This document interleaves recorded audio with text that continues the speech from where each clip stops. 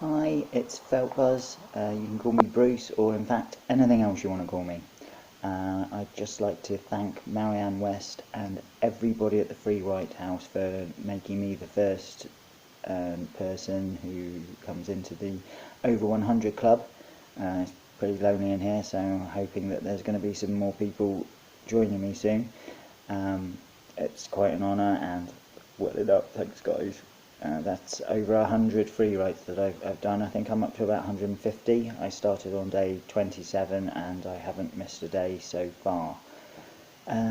Anyway, I'm going to celebrate by inflicting the reading of Jelly, which is 40 free writes that I've done out of my 150. So I hope you enjoy it, and if not, tough.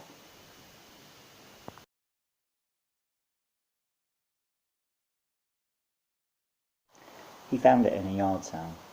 The neighbours, the Jellies, who he didn't like very much, were downsizing, so were selling off everything they owned. Mike decided to have a nose around, see what kind of crap they owned. It was a beautiful sunny day, and Mike found half the neighbourhood round at the Jelly's house. Ulcer Jelly, a stick insect of a woman, all legs and arms, was at the gate and welcomed him as if they didn't hate each other. "Darling," she said, attempting to give Mike a hug and a kiss, which he avoided with skill. "So nice of you to come. Please feel free to wander around, and if you see anything you fancy, make me an offer." She fluttered her eyelashes at him, and for an awful moment Mike thought she may have been flirting with him. Thanks," he said awkwardly. "I'll let you know." She smiled and winked at him.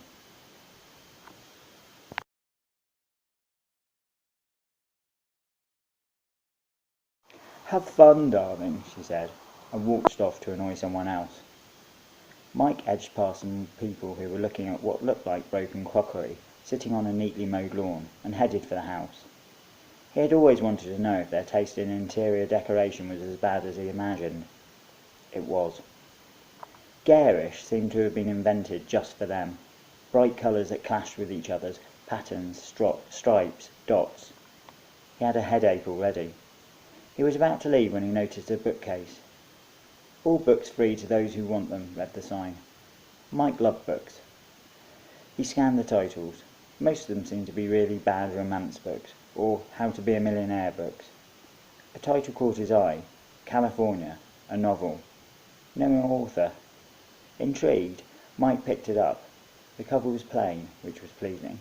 There was no blurb on the back, which was not. He flicked open the book and began to read the first page. "Anything caught your eye there, sport?"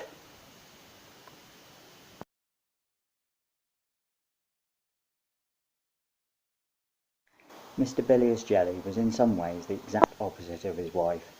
While she was thin and stick-insecty, he was rather large and blobby. He bounced over like an over-enthusiastic beach ball and looked at the book Mike was holding. "California, eh?" he said, chuckling for no good reason that Mike could see. "Have you read it?" Mike said, for want of anything better to say, and feeling it was probably rude to punch Mr. Jelly in the face and run off. "Oh no," he chuckled, "I'm what you'd call thinly read.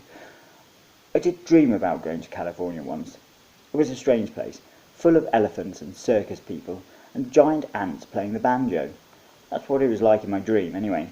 Put me off going. I told Ulcer, I'm not going to a place full of banjo-playing giant ants." He laughed.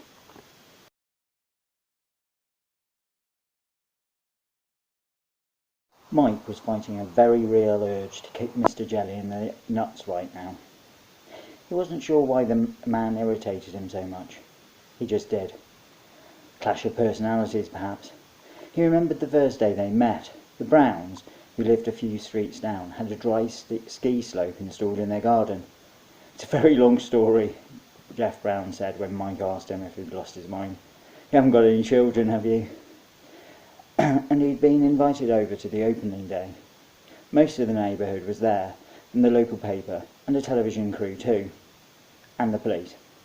Apparently Jeff hadn't got correct authorisation. I mean, who knew installing a dry ski slope in your own garden could be so bloody complicated?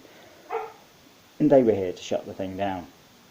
Bilious Jelly had bounced into the garden, all smiles and poor jokes, with his horrible sticky wife behind him.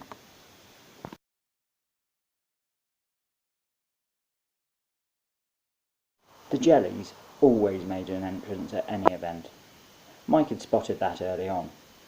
For one thing, they looked like such an unlikely couple that people's gaze was immediately drawn to them, like a wasp to a pint of beer on a hot summer's day.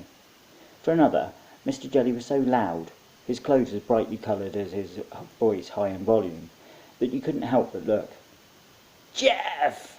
Bilious Jelly cried, and bounced his way over to join Mike and the aforementioned host. "How are you, dear boy? Like the ski slope?" Mrs. Jelly stalked around the garden. She reminded Mike immediately of a stick insect a friend of his had kept in a mason jar and brought into school one day. They'd left it by a window, and the poor thing had burned to death before lunch break. Mike was forced to shake hands with Bilious Jelly. His hands, like his name, soft and springy. Mike had to resist wiping the man's sweat he'd left on Mike's palms onto his trousers.